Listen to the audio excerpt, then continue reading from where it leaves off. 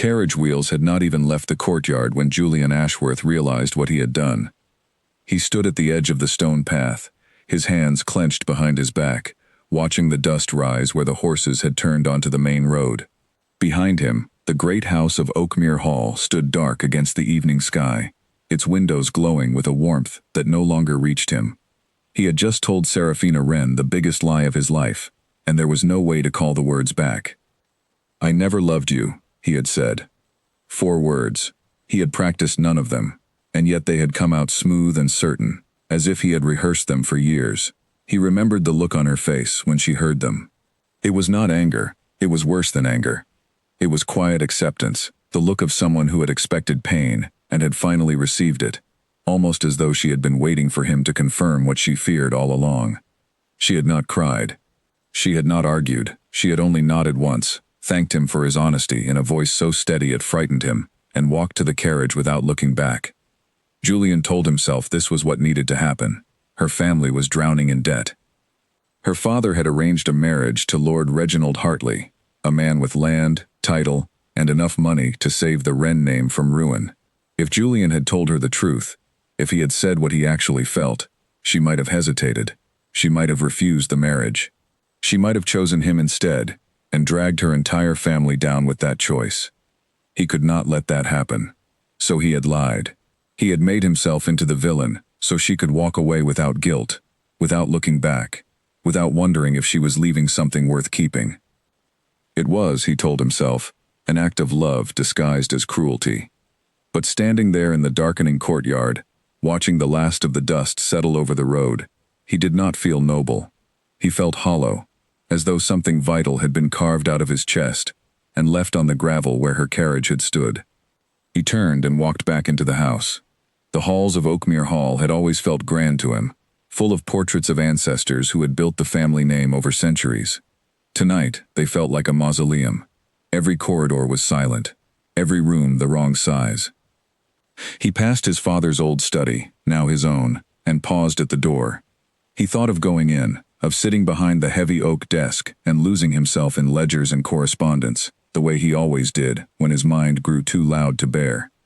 But even the promise of routine could not comfort him tonight.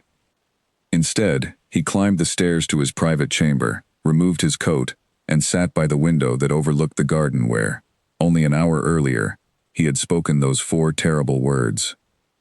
He could still see her standing among the roses, the last light of evening catching the pale gold of her hair, her eyes wide with a question she had not needed to ask aloud. She already knew what she wanted to hear. She was hoping, he realized now, that he would ask her to stay, that he would offer some alternative to the marriage her father had arranged, some reason to defy the entire arrangement and choose uncertainty over security. Instead, he had crushed that hope beneath 4 flat words. He told himself it did not matter. He told himself that in a year, she would be settled into her new life, comfortable in her new home, perhaps even happy in her own quiet way. He told himself that dukes did not marry for love, that arrangements were the currency of his class, and that whatever he felt for Serafina Wren was an indulgence he could not afford, not with his own estate teetering under debts his late father had left behind, debts that required a marriage of significant fortune to repair. He told himself many things that night, and none of them made him feel any better. Sleep did not come easily. When it did, it was shallow and full of the same recurring image, Serafina's face, calm and distant, thanking him for his honesty, in a tone that suggested she would never ask him for anything again. The following morning, Julian rose before dawn, dressed without waiting for his valet, and rode out across his lands, as he often did when his mind needed clearing. The autumn air was crisp and heavy with the scent of turned earth. Tenants were already at work in the far fields, and he nodded to them as he passed, though his mind was elsewhere entirely. He rode past the old stone bridge, where he and Serafina had once spent an entire afternoon watching the water below, laughing about nothing in particular, the kind of laughter that comes easily between 2 people who trust each other completely. He rode past the small chapel where her family used to attend services before their fortunes declined, and they were forced to sell their pew to a wealthier family. He rode until the sun had fully risen and his horse was tired, and only then did he turn back toward the house. By the time he returned, his estate manager, A steady and practical man named Edmund Caro was waiting for him in the courtyard with a stack of papers requiring his signature. Julian dismounted, handed the reins to a groom, and followed Edmund into the study without a word. "You look as though you did not sleep, Your Grace," Edmund said carefully, laying the papers on the desk. "I did not," Julian replied. Edmund said nothing further. He had served the family long enough to know when a subject was better left alone. Instead, he simply reviewed the day's business: a dispute over grazing rights with a neighboring estate, correspondence from the bank regarding the outstanding debts left by the previous duke, and a letter from a distant cousin requesting a loan Julian had no intention of granting. Julian signed what needed to be signed and dismissed the rest with a wave of his hand. "There is one more matter," Edmund said, hesitating slightly. "The Wren family has departed for the south this morning. Lady Seraphina's marriage to Lord Hartley is to take place within the fortnight, at his estate, rather than here." Julian's hand stilled over the papers. "Within the fortnight," he repeated. "Yes, Your Grace. It seems the arrangement was more urgent than previously understood. Lord Hartley wished to finalize matters quickly." Julian said nothing. He simply nodded and gestured for Edmund to continue with the remaining business, though his mind had already drifted far from the ledgers in front of him. A fortnight. In 2 weeks, Seraphina Wren would become Lady Hartley, bound to a man twice her age, in a marriage built entirely on necessity rather than affection. Julian told himself this was exactly what he had wanted for her: security and stability, a life free from the constant anxiety of debt that had haunted her family for years. He told himself this, and yet the words tasted like ash. That evening, alone in his study with a glass of untouched brandy before him, Julian allowed himself, for the first time, to remember how it had all begun. He had met Seraphina 3 years earlier, at a modest gathering hosted by a mutual acquaintance in the countryside. She had not been dressed in the latest fashions, nor adorned with expensive jewels, but there had been something about her that drew every eye in the room, a quiet confidence that came from genuine warmth rather than performance. She had spoken to him not as a duke, but as a person, asking questions about his interests rather than his title, laughing easily at his attempts at humor, correcting him gently when he was wrong about something, without ever making him feel foolish. He had found himself seeking her out at every gathering after that, contriving reasons to visit her family's modest estate, riding for hours simply for the chance to spend an afternoon in her company. She had never once asked him for anything. She had never hinted at marriage, never angled for his title or his wealth, and it was precisely this lack of ambition that had made him fall for her so completely. He had planned, at one point, to ask for her hand. He remembered the exact evening he had decided, walking with her through her family's small garden, listening to her describe her hopes of one day opening a school for children in the village, a dream she spoke of with such genuine passion that he had felt something shift permanently inside his chest. But then his father had died, and with him came the discovery of debts far greater than anyone had anticipated. Oakmere Hall, for all its grandeur, was quietly drowning. Julian had inherited not just a title, but an obligation to every tenant, every servant, every family whose livelihood depended on the estate's survival. He could not, in good conscience, marry a woman with no fortune of her own, however deeply he cared for her. The estate needed a marriage that could repair its finances, and Seraphina Wren, however wonderful, could not provide that. He had told himself he would find a way. He had told himself he would delay, negotiate, find some alternative solution that would allow him to marry for love rather than necessity. And then her own family's circumstances had worsened, and her father had arranged the match with Lord Hartley, and suddenly there was no more time to search for alternatives. Julian had panicked, in the final hours before her departure, faced with the reality that she was about to be lost to him forever. He had done the only thing he could think of to protect her from the guilt of choosing between his uncertain future and her family's stability. He had lied. He had told her he never loved her, hoping the clean brutality of the words would free her to accept her marriage without the burden of wondering what might have been. He had thought, in that moment, that he was being noble, selfless even.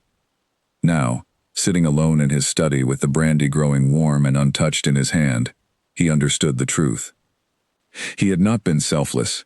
He had been a coward, He had chosen the easy cruelty of a clean lie over the difficult honesty of admitting his own limitations, of telling her the truth, and letting her decide for herself what she wanted to do with it. He had taken that choice away from her entirely. The days that followed passed in a blur of estate business and forced routine. Julian threw himself into his work with a determination that surprised even Edmund, reviewing every account, visiting every tenant, addressing every dispute personally, rather than delegating them as he once had. It was, he told himself, simply good management. In truth, it was the only way he knew to keep his mind from wandering back to the garden, to the roses, to the look on Serafina's face when she had heard his lie and accepted it without question. On the day of her wedding, though he had not been invited, and would not have attended even if he had, Julian rode out alone to the far edge of his estate, to a hill that overlooked the southern road toward Lord Hartley's lands. He told himself he was simply inspecting the boundary fences. He told himself the timing was coincidental. He sat on that hill for hours, watching the distant road, though he knew he could see nothing from that distance. No carriage, no procession, nothing that would confirm what was happening many miles away. He sat there anyway, until the sun began to set and the autumn air turned cold enough to bite through his coat, and only then did he turn his horse back toward home. That night, for the first time since she had left, he allowed himself to weep, alone in his chamber, with no one to witness the grief of a man who had chosen to lose the one thing he wanted most in the world, believing it was the only way to save her from a fate he could not offer her himself. He did not know then how many years would pass before he would have the chance to speak with her again. He did not know how deeply his lie would settle into her heart, reshaping the way she saw herself, the way she understood love, the way she guarded against ever being that vulnerable again. He knew only that the words were spoken and could not be unsaid, and that whatever came next, he would have to live with the consequences of a lie he had told to protect the one person he had never stopped loving. Far to the south, in a modest chapel decorated with white flowers she had chosen herself, Serafina Wren stood before Lord Reginald Hartley and repeated her vows in a voice that did not waver. She had cried the night before, alone in her room, until there were no tears left. Today, she would not cry again. Today, she would begin the process of becoming someone new, someone who did not long for gardens and roses, and a duke who had told her plainly that he never loved her at all. She believed him completely. Why would she not? He had said it so clearly, so calmly, without a single trace of hesitation. There had been no reason for him to lie, no reason at all, and so she had accepted his words as the simple, painful truth. She did not know, as she placed her hand in Lord Hartley's and accepted the ring he offered, that the man who had spoken those words was, at that very moment, standing on a distant hill, watching a road he could not truly see, grieving a choice he had made, believing it was the only way to save her. Neither of them could have known, on that day, how many years it would take before the truth would finally find its way back to the surface, or how much both of their lives would change before that happened. For now, there was only the wedding, the vows, and the quiet beginning of two separate lives that had once, for a brief and shining moment, seemed destined to become one.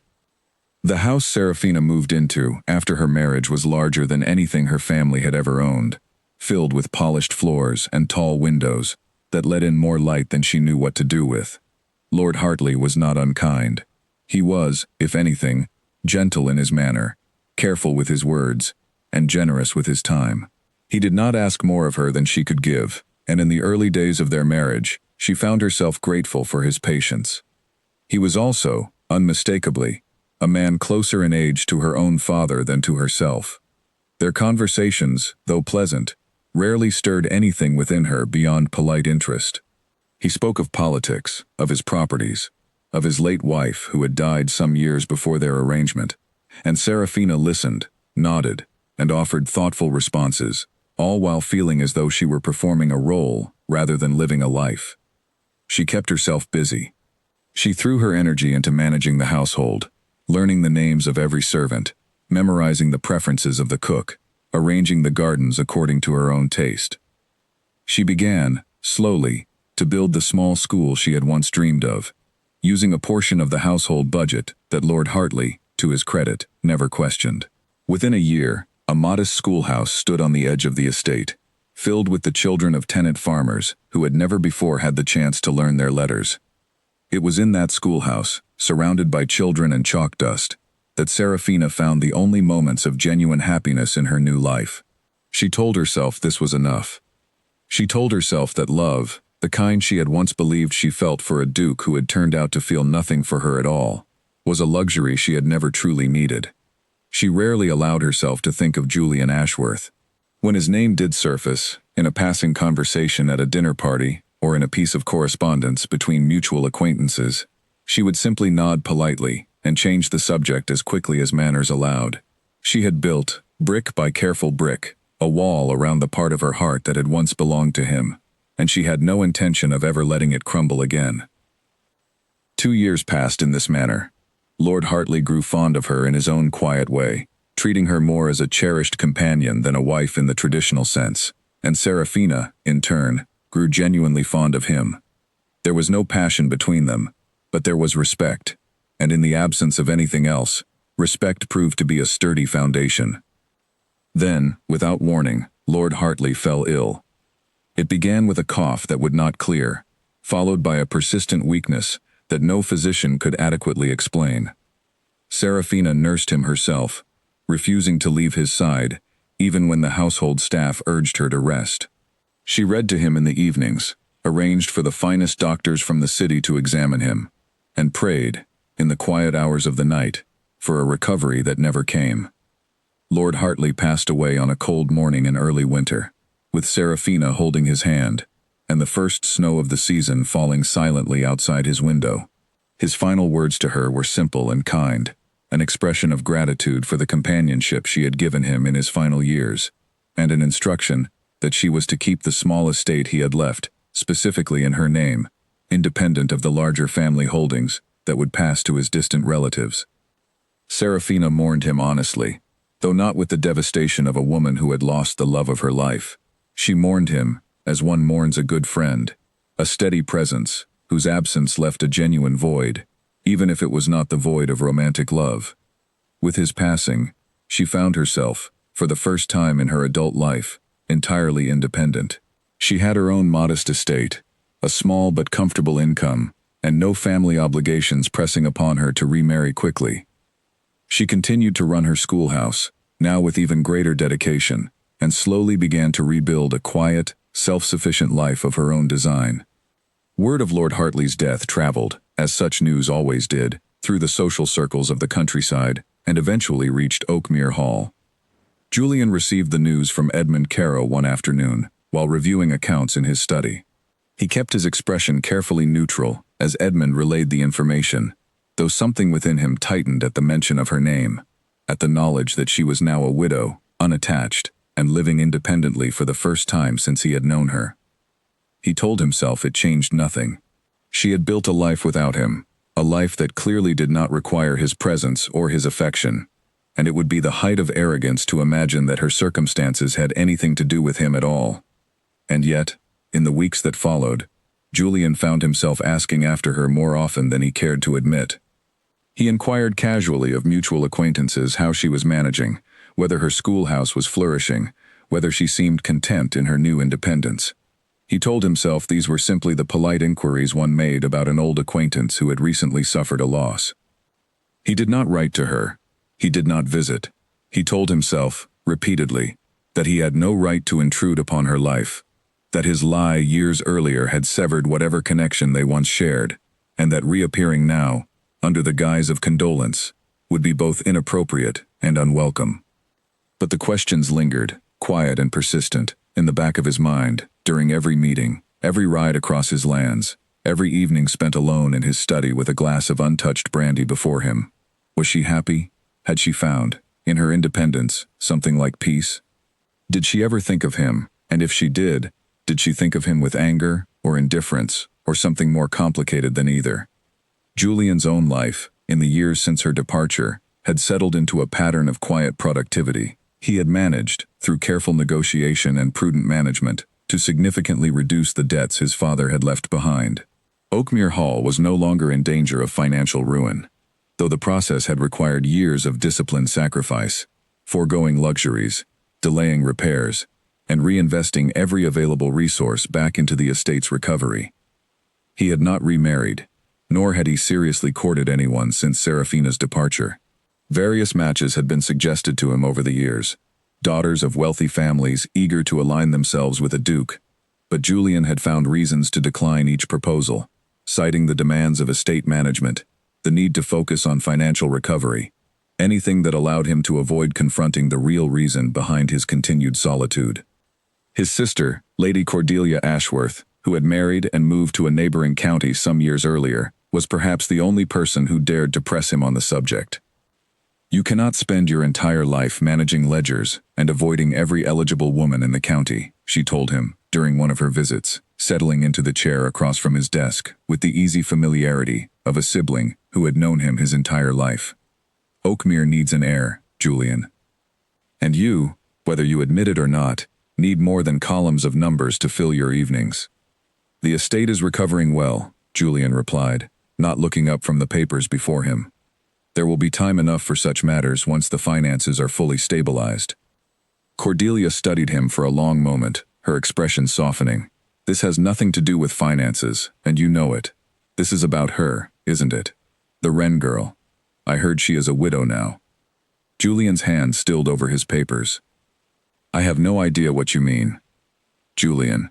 Cordelia's voice was gentle but firm.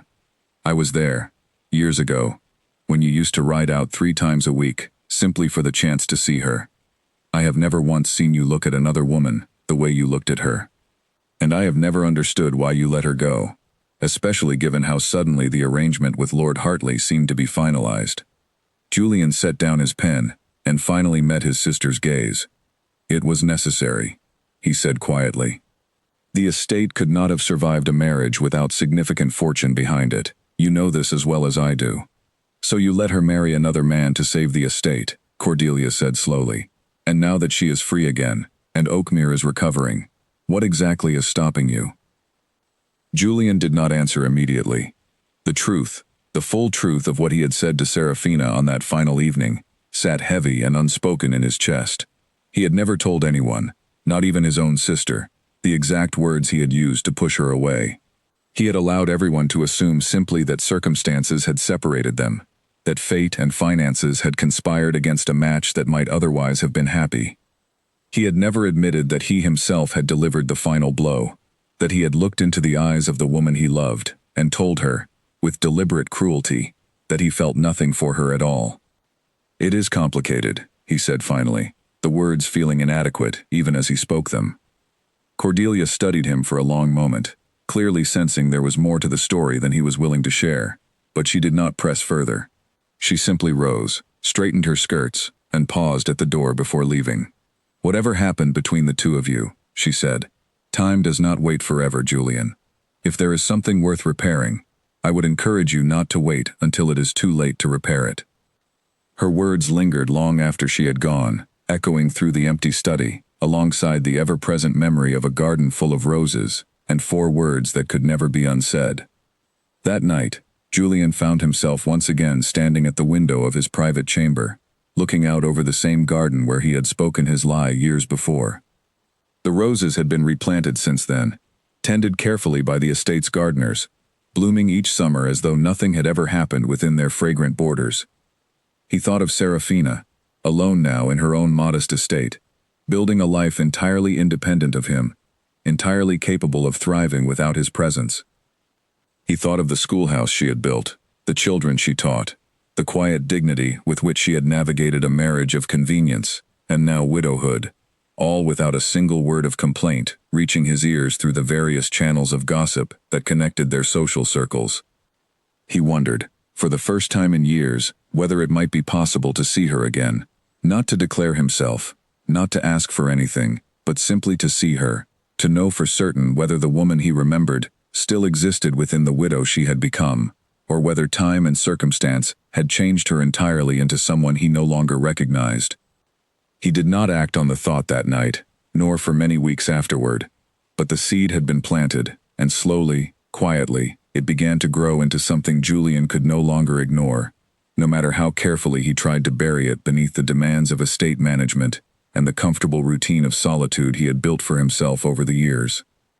Somewhere, many miles away, Serafina Wren stood in her small schoolhouse, watching a group of children practice their letters on slates, entirely unaware that the man who had once broken her heart with 4 careless words was, at that very moment, beginning to unravel the lie he had told, though it would still be a long time before he found the courage to make things right.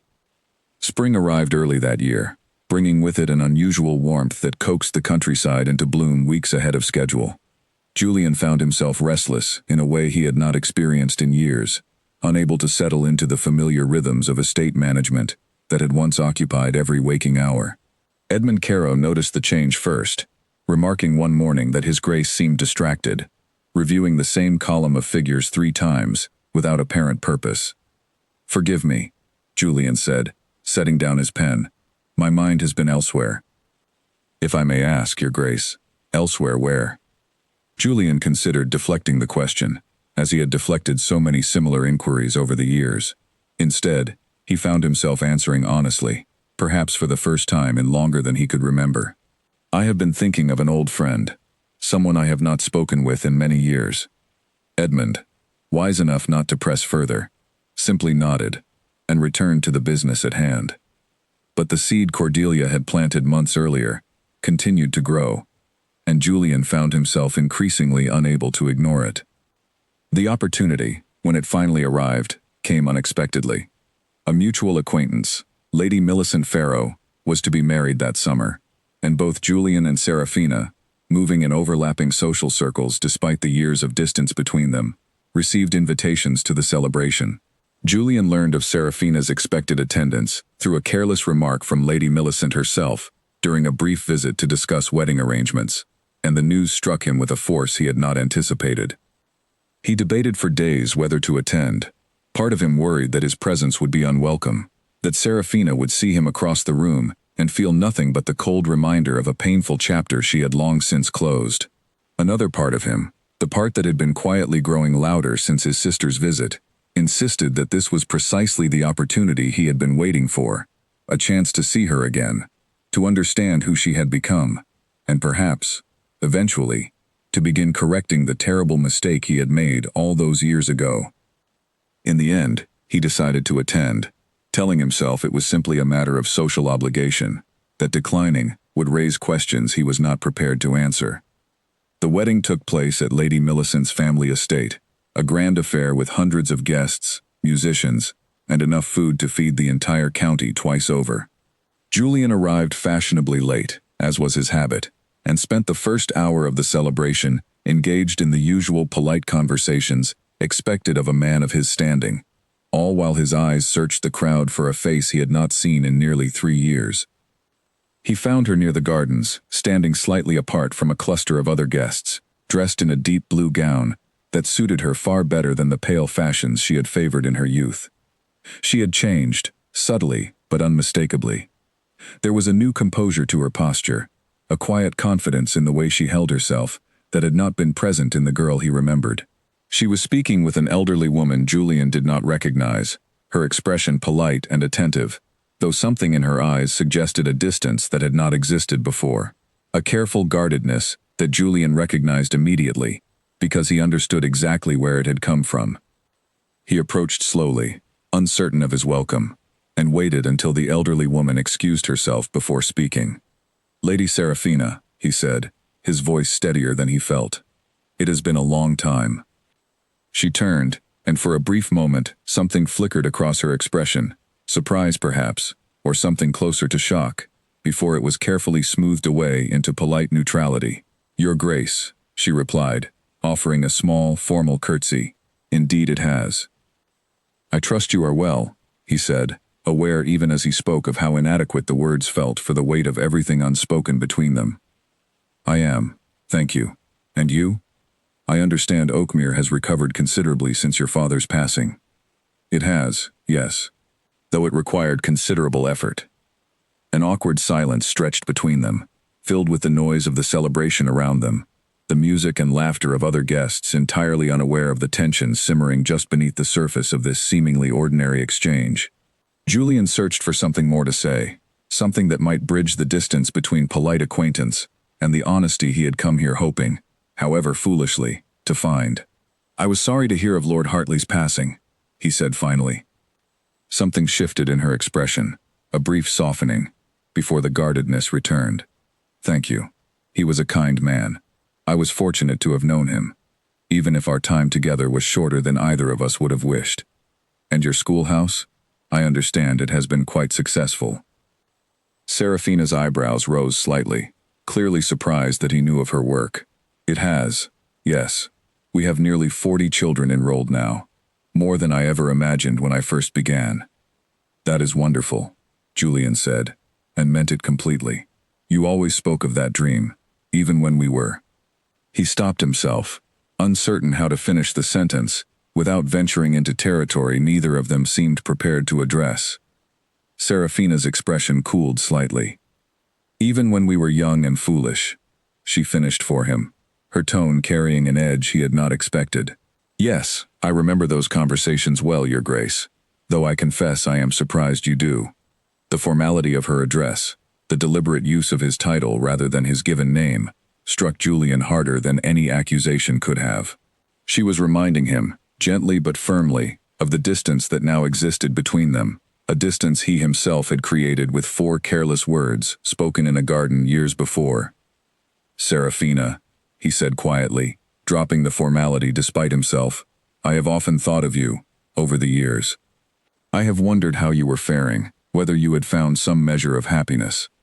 "How kind of you to wonder," she replied, her voice carefully polite, though something colder lingered beneath the surface. "I have managed well enough, as you can see. Lord Hartley was generous in his provisions for me, and my school gives me purpose.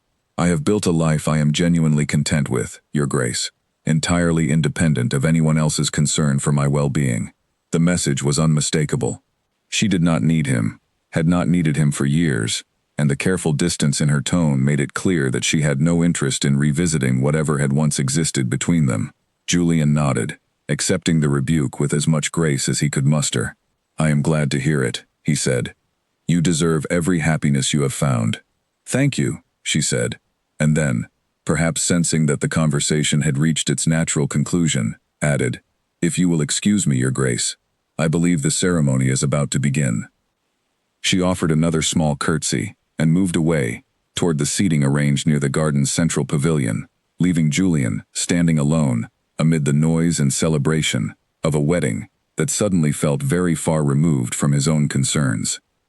He watched her go, noting the careful way she navigated the crowd, greeting acquaintances with warm smiles that never quite reached her eyes, maintaining a performance of contentment that Julian, having spent years perfecting similar performances of his own, recognized immediately for what it was. She was not indifferent to him. She was protecting herself, building walls exactly as he had built his own, and the recognition of this shared defense mechanism struck him with unexpected force. She had not forgotten him, nor forgiven him, nor moved entirely past whatever had once existed between them. She had simply learned, as he had learned, to survive by pretending otherwise. The realization settled over him with the weight of both hope and dread. Hope, because it suggested that whatever connection had once existed between them was not entirely severed. Dread, because it meant the wound he had caused ran deeper and more permanently than he had allowed himself to imagine. Julian spent the remainder of the wedding celebration observing Serafina from a careful distance, noting the genuine warmth she showed toward the bride, the easy conversation she maintained with old acquaintances, the polite but firm way she deflected any attempts by hopeful gentlemen to secure her attention for more than a few minutes at a time. She had become skilled, he realized, at the art of appearing entirely available while remaining fundamentally closed off. A skill she had likely developed in the years since his own careless declaration had taught her the danger of allowing herself to be truly vulnerable with anyone. As the celebration wound toward its conclusion and guests began to depart, Julian found himself once again near Serafina, both of them waiting for their respective carriages near the estate's grand entrance. The awkwardness of their earlier conversation still lingered between them, but Julian, emboldened by the wine he had consumed, and the desperate hope that had been building within him throughout the evening, decided to make one final attempt at genuine connection. "Serafina," he said quietly, careful to keep his voice low enough that only she could hear. "I know I have no right to ask this, given everything that has passed between us, but I would very much like the opportunity to speak with you properly, away from the noise of gatherings such as this one. There are things I should have said to you long ago that I never had the courage to speak."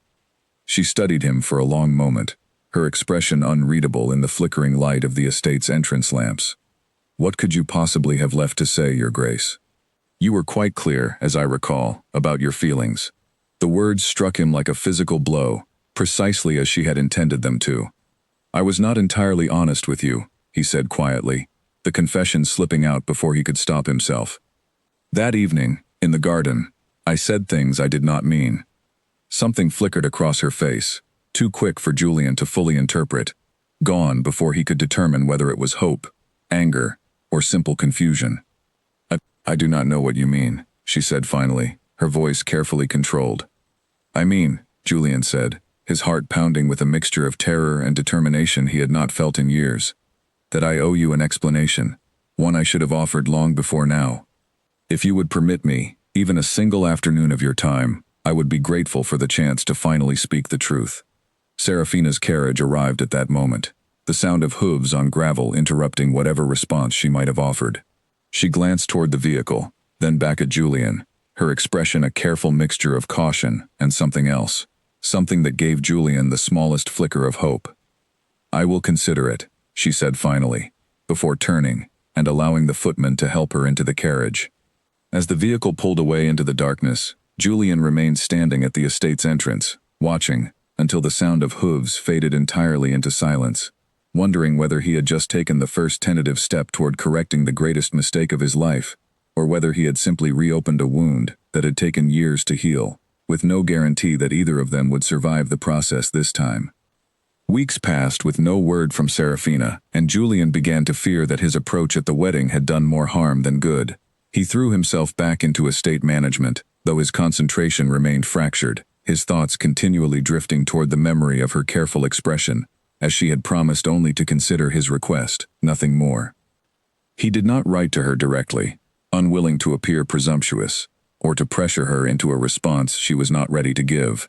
Instead, he waited, though the waiting proved far more difficult than any negotiation with creditors or dispute with neighboring landowners had ever been. It was Cordelia who finally brought him news, arriving unannounced at Oakmere Hall on a warm afternoon in early summer, her expression carrying the particular satisfaction of someone who has uncovered information she knows will be of great interest. "I have been visiting Lady Millicent," she announced, settling into her usual chair across from Julian's desk, without waiting for an invitation. She mentioned, quite in passing, that Serafina Wren has agreed to join the committee organizing the county's autumn charity fair. Apparently she has taken quite an interest in expanding her educational efforts to other estates in the region, and the fair would provide an excellent opportunity to raise funds for such expansion. Julian looked up from his papers with sudden, sharp attention. "The Charity Fair Committee. Who else serves on this committee?" Cordelia's smile widened knowingly. "As it happens, several members of our own family have traditionally been involved in organizing the fair, given our estate's long-standing contribution to its charitable causes. I believe, dear brother, that your own presence on the committee would hardly raise any eyebrows, given our family's history of involvement." Julian understood immediately what his sister was suggesting, and though part of him recognized the manipulation at play, he found himself grateful for it nonetheless. "You are suggesting I volunteer for the committee?" "I am suggesting," Cordelia said, "that fate, or perhaps simply good fortune, has provided you with a legitimate reason to be in Serafina's company on a regular basis, without either of you needing to explain or justify the arrangement to anyone. Whether you choose to make use of this opportunity is, of course, entirely your own decision." Julian did not need long to consider the offer. Within a week, he had formally joined the Charity Fair Committee, a decision that raised no particular suspicion, given his family's history of involvement in such causes. The committee met weekly at the County Assembly Hall, a modest but pleasant building in the market town that served as neutral ground for the various families and individuals contributing to the fair's organization. Serafina's reaction, when she arrived at the first meeting to find Julian already seated at the long committee table, was carefully controlled, though Julian did not miss the brief flash of surprise, followed quickly by something that might have been suspicion, crossing her features before she settled into practiced neutrality. "Your Grace," she said, taking her seat at the opposite end of the table. "I was not aware you had joined the committee." "A recent decision," Julian replied, keeping his tone carefully casual. "My family has long supported the fair's charitable efforts, and I felt it was time I took a more active role, given my own estate's recovery in recent years." Serafina studied him for a moment, longer than strictly necessary, before turning her attention to the committee chairwoman, a formidable older woman named Mrs. Alderton, who commanded the proceedings with the efficiency of someone who had organized the fair for over a decade. The meeting proceeded through the usual business of charitable committees, discussions of vendor arrangements, entertainment for the day's festivities, and the allocation of funds raised toward various causes throughout the county. Julian found himself paying careful attention, not to the business at hand, but to Serafina's contributions, noting the thoughtful, practical suggestions she offered. Her clear passion for ensuring the funds raised would genuinely benefit the children of the county's less fortunate families. As the meeting concluded and committee members began gathering their belongings, Julian found himself walking alongside Serafina toward the assembly hall's entrance, an arrangement of proximity that felt entirely natural given the flow of departing attendees, though Julian suspected Serafina recognized it for the deliberate choice it actually was. "Your suggestions today were excellent," he said, breaking the silence between them. "The idea of allocating a portion of the funds specifically toward educational materials for rural schoolhouses is a thoughtful one." "Thank you," Serafina replied, her tone polite but guarded. "I have seen firsthand how much difference proper materials can make for children who might otherwise have no access to education at all. Your own schoolhouse must be a testament to that difference." "It is, yes. Though there is still a great deal of work to be done before every child in the county has access to the same opportunities." They walked in silence for a few moments longer, before Julian, gathering his courage, finally addressed the matter that had been weighing on him since the wedding. "Serafina, I hope you will forgive my directness, but I wanted to ask whether you had given any further thought to my request about speaking properly, away from the demands of committee business or social gatherings." Serafina's steps slowed slightly, though she did not stop walking entirely. "I have thought of it, yes," she admitted after a moment. "Though I confess I remain uncertain what purpose such a conversation would serve, given how much time has passed since whatever existed between us came to its end." "I understand your hesitation," Julian said. "But I promise you, there is a truth I owe you, one that has weighed on me for years, and I would be grateful for the opportunity to finally speak it, regardless of what you decide to do with the information afterward." Serafina studied him carefully, her expression a complicated mixture of curiosity and lingering caution. "Very well," she said finally. "There is a small tea house in the market town, near the old church. I take tea there most Thursday afternoons, after visiting the schoolhouse.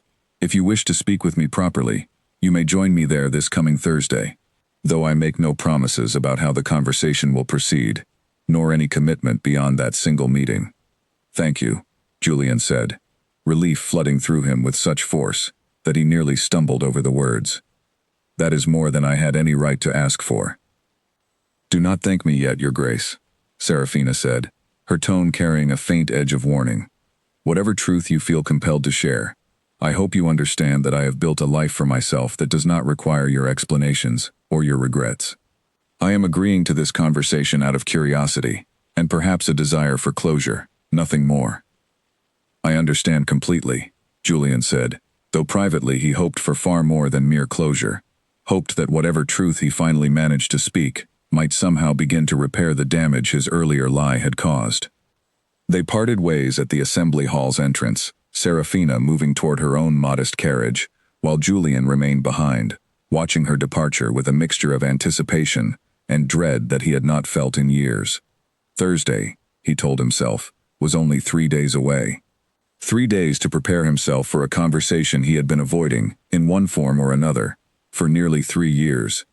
He spent those 3 days in a state of restless anticipation, reviewing and revising in his mind exactly what he intended to say, how he might explain the desperate calculations that had led him to speak such a devastating lie all those years ago. He wanted her to understand, without excusing his behavior entirely, the fear that had driven him, the belief that he had been protecting her from a future he could not, at the time, guarantee he could provide. He also found himself wondering, with growing anxiety, how she might react to the truth. Would she feel vindicated, relieved to learn that his declaration had been false?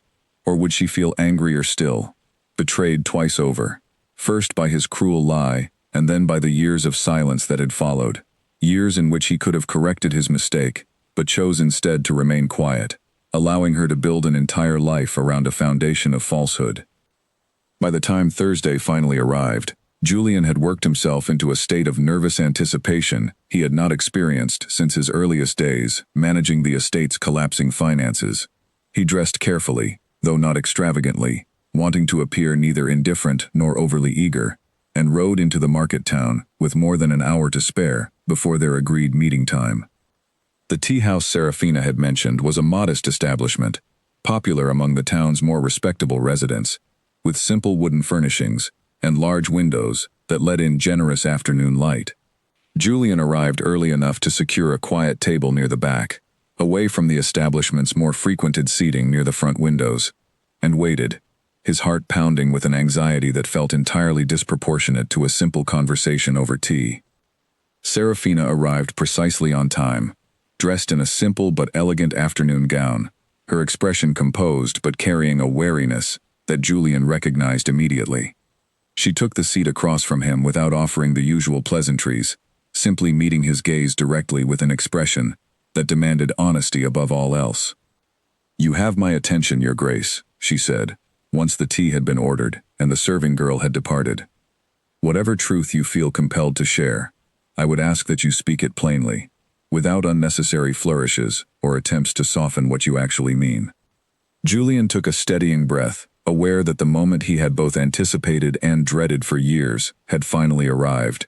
"Serafina," he began, his voice steadier than he had expected, though his hands trembled slightly against the tabletop. "What I told you 3 years ago, in the garden, before your marriage, that I never loved you, it was not true." The silence that followed stretched long enough that Julian feared she might simply rise and leave without another word. Instead, she remained seated, her expression carefully controlled, though something dark and complicated moved behind her eyes. "I see," she said finally, her voice dangerously quiet. "And why precisely did you feel the need to tell me such a devastating lie, if it was not, in fact, the truth?" Julian met her gaze directly, understanding that whatever came next would either begin the slow process of repairing the damage he had caused, or would confirm, definitively, that some wounds simply could not be healed, no matter how genuine the eventual apology. "Because I was afraid," he said quietly. "Afraid that if I told you the truth, that I loved you completely and had every intention of asking for your hand, you might have refused Lord Hartley's proposal, might have chosen uncertainty and financial ruin over a stable, secure future, simply because you believed I would somehow provide for you instead. And I could not, at that time, promise you any such security. My own estate was drowning in debts I had only just discovered, debts I did not know if I could ever fully repair."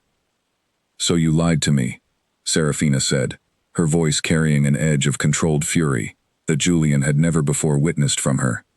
"You looked me in the eyes and told me you felt nothing for me, allowing me to believe for years that I had simply misjudged your affections entirely, that I had built an entire understanding of our relationship on a foundation that never actually existed."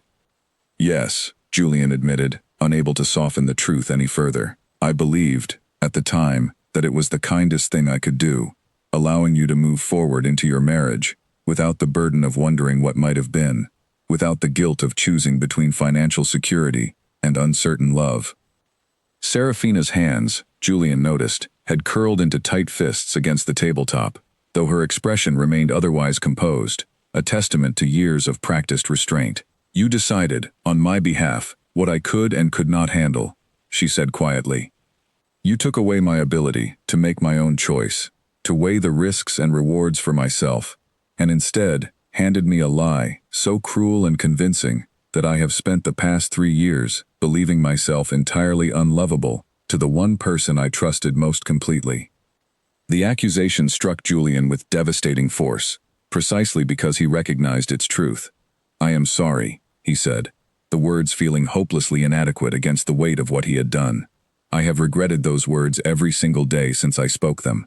I told myself I was protecting you, but I understand now that I was simply protecting myself, from the fear of watching you sacrifice everything, for a future I could not guarantee." Serafina rose abruptly from her seat, her composure finally cracking beneath the weight of years of buried pain. "You do not have the right," she said, her voice trembling with barely controlled emotion, "to appear now, years later, and expect forgiveness, simply because you have finally found the courage to speak an uncomfortable truth. I built an entire life believing myself unworthy of love, Your Grace. I carried that lie with me through my marriage, through Lord Hartley's illness and death, through every quiet moment when I wondered what I had done wrong to deserve such casual dismissal from someone I trusted so completely." "Serafina, please," Julian said, rising as well, though he made no move to close the distance between them. "I understand your anger. I have earned every ounce of it, but I am asking, however unfairly, for the chance to make things right, to help you understand that whatever damage I caused was never a reflection of your worth, but entirely a reflection of my own fear and inadequacy." Serafina studied him for a long moment, her eyes bright with unshed tears she clearly refused to let fall. "I need time," she said finally, her voice quieter now, though no less firm. "I cannot simply forgive years of pain because you have decided, at your own convenience, that the truth is finally worth speaking. I do not know if I can trust anything you say to me now, Your Grace, given how easily you once looked me in the eyes and spoke words you did not mean." Without waiting for his response, she turned and walked from the tea house, leaving Julian standing alone at their table, the tea growing cold between them, understanding with painful clarity that the truth, however necessary, had not brought the relief or resolution he had desperately hoped for. It had, instead, reopened a wound that would require far more than a single conversation to properly heal. For nearly a month following that painful conversation in the tea house, Serafina refused every attempt Julian made to speak with her further. She continued attending the charity fair committee meetings, as her commitment to the cause outweighed her desire to avoid him entirely, but she maintained a careful, unbreakable distance during those gatherings, speaking to him only when the business of the committee absolutely required it, and never once allowing herself to linger afterward, as she once had. Julian, for his part, did not press the matter. He understood, with a clarity that had taken him years to develop, that pursuing her too aggressively would only confirm her deepest fears, that he was a man who acted without regard for her own feelings or autonomy. Instead, he focused on demonstrating, through small and consistent actions, that he had genuinely changed since the careless young duke, who had spoken such devastating words in a garden years before. He increased his contributions to the charity fair beyond what was strictly expected, quietly funding additional educational materials for the rural schoolhouses without seeking any public credit for the gesture. He spoke with genuine warmth and respect to every committee member, particularly the women, whose contributions were often overlooked in favor of male members' more visible roles. He listened, in every meeting, far more than he spoke, offering his opinions only when directly asked, and always deferring to Serafina's expertise on matters relating to education and childhood development. Mrs. Alderton, the committee's formidable chairwoman, noticed the change in Julian's demeanor and remarked upon it one afternoon as the meeting concluded and members began gathering their belongings. "You have become quite the model committee member, Your Grace," she observed, a knowing glint in her eye that suggested she understood far more about the tension between Julian and Serafina than either of them had intended to reveal. "Quite different from the reputation you once held among the county's more prominent bachelors." "People can change, given sufficient reason," Julian replied carefully. "Indeed they can," Mrs. Alderton agreed, "though such change is rarely immediate, and rarely believed by those who have been previously disappointed by the same person's failure to change before. Patience, Your Grace, tends to be far more persuasive than declarations." Julian took her words to heart, understanding that whatever trust he hoped to rebuild with Serafina would require far more than a single apology, however genuine. It would require sustained, consistent proof that the man standing before her now was fundamentally different from the man who had once prioritized his own fears over her right to choose her own path. His sister Cordelia, upon hearing of the disastrous tea-house conversation, offered her own counsel during one of her increasingly frequent visits to Oakmere Hall. "You cannot simply apologize once and expect years of pain to dissolve," she told him, settling into her usual chair, with the ease of someone who had grown accustomed to advising her brother on matters of the heart. "Trust, once broken so completely, must be rebuilt slowly, through consistent actions, rather than eloquent words. You must show her, through your behavior over time, that you have genuinely changed, rather than simply telling her so." "I understand that," Julian said, frustration evident in his voice. "But how am I meant to demonstrate consistent change if she refuses to allow me any opportunity to be near her at all?" "Then you must find opportunities that do not require her direct permission," Cordelia said practically. "The Charity Fair Committee is one such opportunity. Perhaps there are others. You mentioned her schoolhouse requires additional funding for its expansion. Perhaps a more direct, practical contribution to that cause, offered without any expectation of personal reward, might demonstrate your sincerity far more effectively than any further conversation could." Julian considered his sister's advice carefully over the following days, eventually deciding to approach the schoolhouse's expansion, not through direct contact with Serafina, but through a formal, anonymous donation, channeled through the Charity Fair Committee itself, earmarked specifically for the construction of a second schoolhouse in a neighboring village that had long lacked any educational resources for its children. The donation, substantial enough to fund the entire project without requiring additional fundraising, was processed through Mrs. Alderton's office, with Julian specifically requesting that his name not be attached to the gift in any public capacity. He wanted Serafina to see the results of the donation, the actual improvement it would bring to children's lives, without the complication of viewing it as a personal gesture directed specifically at winning her favor. It was, inevitably, Mrs. Alderton who eventually revealed the donor's identity to Serafina, unable to resist sharing information she found genuinely touching, despite Julian's explicit request for anonymity. "I probably should not tell you this," Mrs. Alderton confided to Serafina one afternoon, following a particularly productive committee meeting, "but I believe you deserve to know the truth. The anonymous donation that will fund the new schoolhouse in Millbrook came from His Grace, the Duke of Oakmere. He specifically requested that his name not be attached, insisting that the gift be given without any expectation of personal recognition."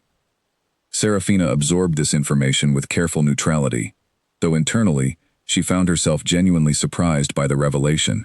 The Julian Ashworth she remembered from her youth had certainly been generous, but generosity offered without any expectation of public credit or personal advantage was a quality she had not previously associated with the Duke, particularly given his devastating declaration years before. Why would he do such a thing? She asked, unable to fully mask her curiosity. "I believe," Mrs. Alderton said carefully, "that His Grace is attempting, in his own way, to demonstrate a change of character. Whether that demonstration is genuine or simply a strategic performance is, of course, for you to determine, based on your own observations over time." Serafina found herself thinking of Julian's donation far more often than she wished to admit over the following weeks. Her carefully constructed anger, complicated by this unexpected evidence of genuine generosity, offered without any apparent motive beyond the well-being of children he had never even met. She began, despite her best efforts to maintain her distance, paying closer attention to Julian's behavior during committee meetings, noting the consistent respect he showed to every member regardless of their social standing, the genuine attention he paid to discussions of educational policy that offered him no personal or political advantage whatsoever. She did not soften entirely, nor did she offer him any indication that her position had changed. But she found herself, gradually and against her own inclination, watching him with something other than pure resentment, a cautious curiosity that she carefully kept hidden even from herself. The charity fair itself arrived on a bright autumn day, the culmination of months of committee planning finally realized in the form of colorful stalls, musical entertainment, and enthusiastic crowds from across the county gathered to support the various causes the event had been organized to benefit. Julian arrived early to assist with final preparations, working alongside committee members and volunteers to arrange stalls and coordinate the day's activities, with an enthusiasm that surprised even those who had grown accustomed to his changed demeanor over recent months.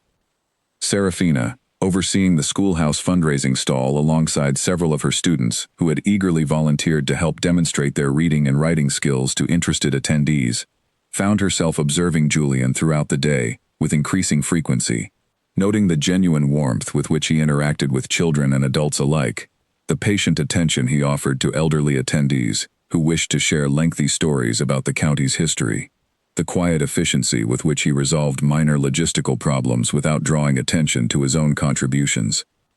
Late in the afternoon, as the fair began winding toward its conclusion and crowds started thinning, Julian found himself standing near the schoolhouse stall, watching a young girl proudly demonstrate her recently acquired reading skills to a small crowd of admiring adults. Serafina, noticing his presence, allowed herself, for the first time since their painful conversation weeks earlier, a genuine smile as she observed the same scene. "She has made remarkable progress this term," Serafina said, breaking the silence between them without fully intending to do so. "She seems quite proud of her accomplishments," Julian replied, matching her cautiously warm tone. "As she should be. Reading is no small achievement, particularly for a child whose family likely had no access to such education themselves." "Her father works as a tenant farmer on Lord Ashford's estate," Serafina said. "Neither of her parents can read at all. She will be the first in her family to possess such knowledge." "That is precisely the kind of change worth investing in," Julian said quietly, and Serafina found herself studying him more carefully, searching his expression for any sign of insincerity, finding instead only genuine conviction that matched her own passion for the cause they had both, in their own separate ways, dedicated themselves toward supporting. "The Millbrook Schoolhouse," she said finally, deciding to address the matter directly rather than continuing to dance carefully around it. "Mrs. Alderton informed me of the donor's identity, despite your evident wish for anonymity." Julian's expression shifted slightly, a flash of something that might have been embarrassment crossing his features. "I had hoped to keep that particular matter private," he admitted.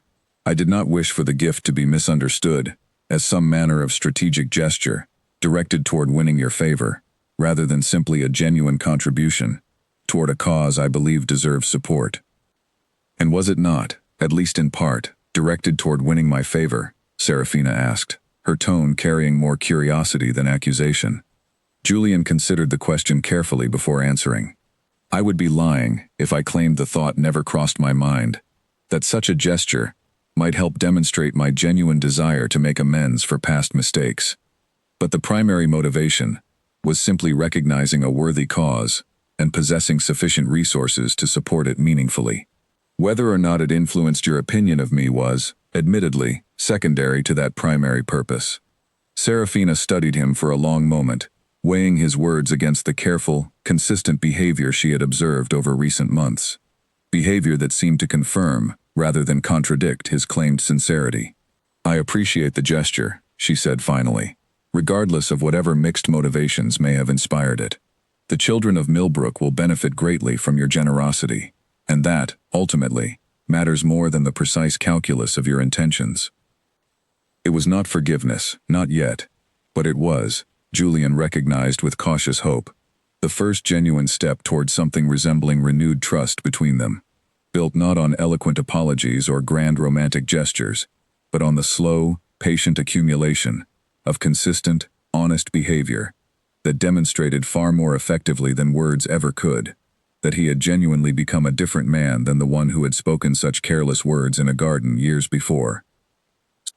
Winter settled over the county with its usual severity, blanketing the fields in frost and forcing the Charity Fair Committee into a temporary hiatus until the arrival of spring. Without the regular meetings that had provided a legitimate structure for Julian and Serafina's continued acquaintance, both found themselves navigating the colder months with a curious sense of absence neither had fully anticipated. Julian occupied himself with the usual demands of winter estate management, overseeing repairs necessitated by harsh weather, ensuring adequate provisions had been secured for tenants facing the difficult season ahead, and maintaining the careful financial discipline that had gradually restored Oakmere Hall to genuine prosperity. Yet even amid these familiar responsibilities, he found his thoughts returning repeatedly to Serafina, to the cautious warmth of their final conversation at the charity fair, and to the question of how he might continue demonstrating his sincerity without the natural opportunities that summer and autumn had provided. It was Serafina herself, unexpectedly, who provided the answer, arriving at Oakmere Hall on a bitterly cold afternoon in early winter, with a request that surprised Julian considerably. "I understand you have significant experience negotiating with the county's various landowners regarding matters of shared resources," she said, once she had been shown into his study and offered refreshment against the winter chill.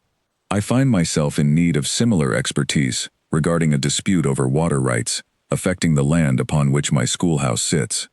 Julian listened carefully as she explained the situation. A neighboring landowner, recently inherited the property, was attempting to redirect a stream that had long provided water access to the schoolhouse and surrounding tenant properties, citing an obscure historical claim that predated the arrangements Serafina's late husband had established.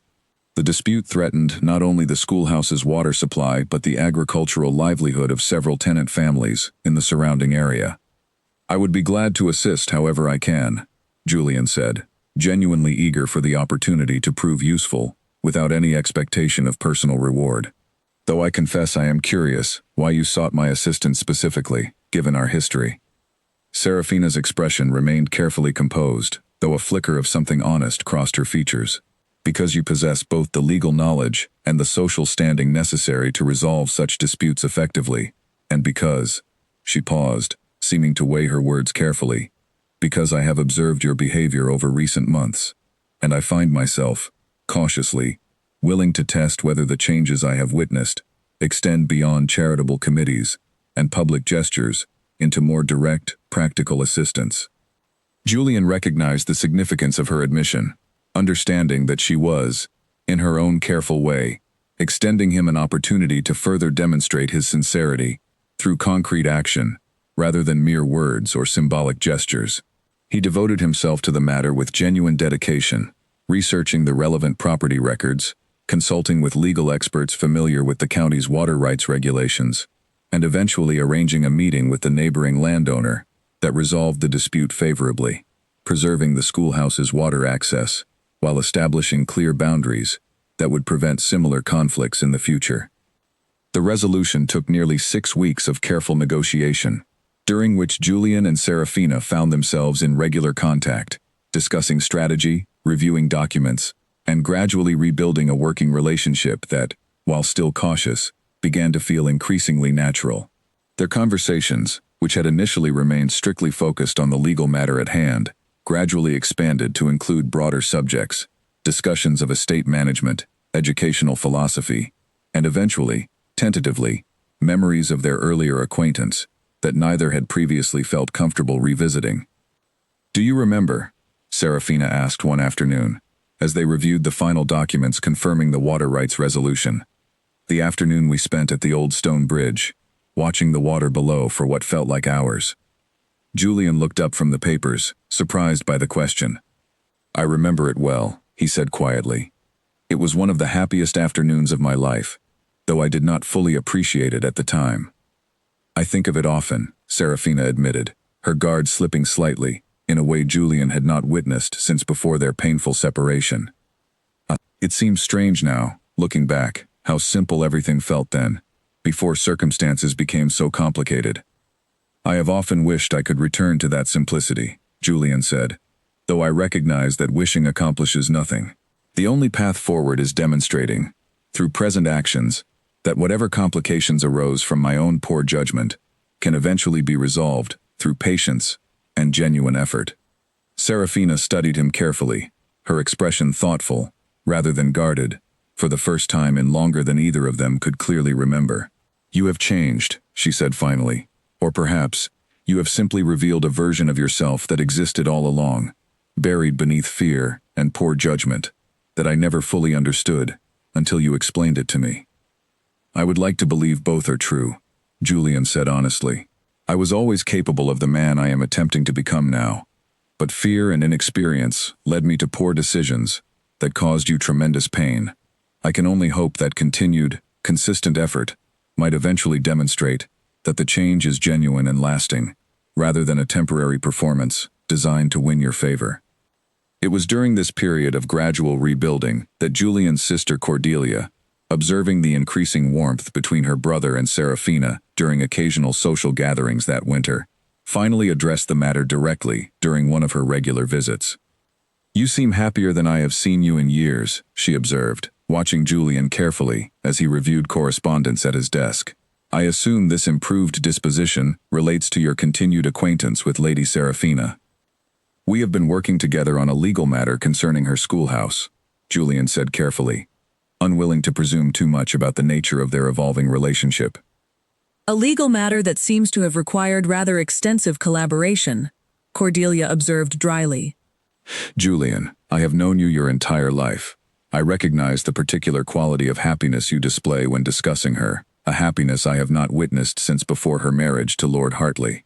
Whatever progress you have made in rebuilding her trust, I would encourage you not to squander it through excessive caution or unnecessary delay." Julian considered his sister's words carefully, recognizing the truth within them, even as he remained hesitant to move too quickly, mindful of how his previous impulsive declaration had caused such devastating consequences years before. "I do not wish to rush matters," he said finally. "Serafina's trust was broken so completely by my own careless actions that I believe genuine patience, rather than romantic urgency, offers the only reliable path toward lasting reconciliation." "Patience is admirable," Cordelia agreed, "but patience without eventual honesty risks its own dangers.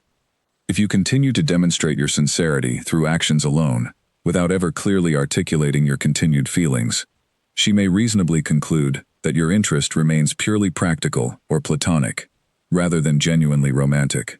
At some point, Julian, words will be necessary, regardless of how carefully you have avoided them thus far." Her counsel lingered with Julian throughout the remainder of that winter, as the water rights dispute reached its final resolution and the natural pretext for regular contact between himself and Serafina began to diminish. He found himself facing an increasingly urgent question. How might he transition from the careful, practical collaboration that had characterized their recent interactions towards something more genuinely personal, without risking the fragile trust they had spent months rebuilding through patient, consistent action? The opportunity, when it finally arrived, came through an unexpected invitation from Serafina herself, extended during their final meeting, to formalize the water rights resolution. "The schoolhouse is hosting a small celebration next week," she said, gathering the final signed documents into a neat folder, "to commemorate the successful resolution of this dispute and to thank those who contributed to its resolution. I would be honored if you would attend, given your significant role in achieving this outcome." "I would be delighted," Julian said, genuine warmth evident in his voice, "though I would suggest that your own efforts and dedication deserve far greater credit than my modest legal assistance." "Nonsense," Serafina replied, though a small smile softened her words. "Without your intervention, we might still be entangled in costly legal disputes, with the schoolhouse's water access remaining genuinely threatened. Your assistance was invaluable, and I wish for the children and their families to have the opportunity to express their gratitude directly." The celebration, held in the schoolhouse's modest main room, decorated with autumn leaves and simple homemade refreshments, proved to be a genuinely warm gathering, filled with grateful tenant families, enthusiastic children eager to demonstrate their educational progress, and a palpable sense of community that Julian found himself deeply moved by.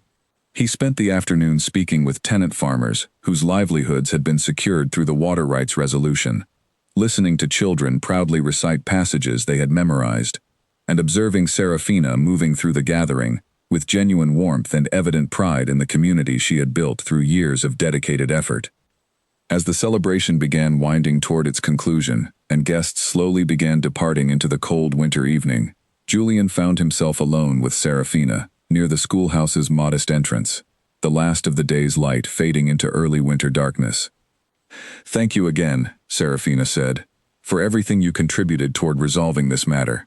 It means a great deal, both to me personally and to the families whose livelihoods depended upon its resolution." "It was my genuine pleasure," Julian replied. "I have found these past months, working alongside you, toward a cause we both believe in deeply, to be among the most meaningful of my life."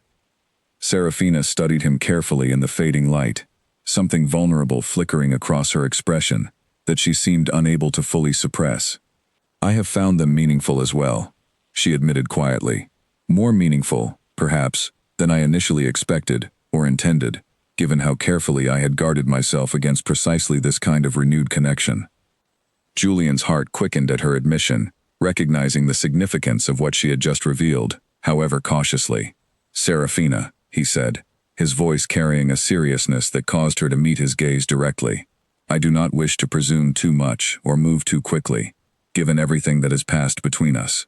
But I must tell you, honestly and without reservation, that my feelings for you have never diminished. Not during your marriage, not during the years of silence that followed my own careless words, and certainly not now, having spent these recent months witnessing firsthand the remarkable woman you have become." Serafina remained silent for a long moment, her expression carrying a complicated mixture of hope and lingering caution that Julian recognized as entirely understandable, given the history between them. "I appreciate your honesty," she said finally, "though I hope you understand that trust, once broken so completely, cannot be fully restored through words alone, however genuine. I am willing to continue exploring whatever exists between us, but I must ask for your patience and your understanding if I remain cautious about fully investing my heart in a possibility that once caused me such devastating pain." "I understand completely," Julian said, "and I promise you, whatever pace you require, I will honor it without complaint or pressure. You deserve nothing less than complete certainty before offering your trust again, and I intend to earn that certainty through continued, consistent action, for as long as it takes." It was not a declaration of renewed love, not yet, nor a promise of eventual marriage, but it was, both of them recognized in that quiet winter evening, the clearest acknowledgement yet that whatever connection had once existed between them remained genuinely alive, waiting patiently to be rebuilt through the slow, careful accumulation of trust that only time and consistent honesty could ultimately provide. Spring returned to the county with its usual gradual warming, melting away the last remnants of winter frost and coaxing new growth from fields that had lain dormant for months. With the renewed season came the resumption of the Charity Fair Committee's regular meetings, and with them, a natural continuation of the careful, evolving relationship between Julian and Serafina, now built upon months of demonstrated trust rather than the guarded suspicion that had once characterized their interactions.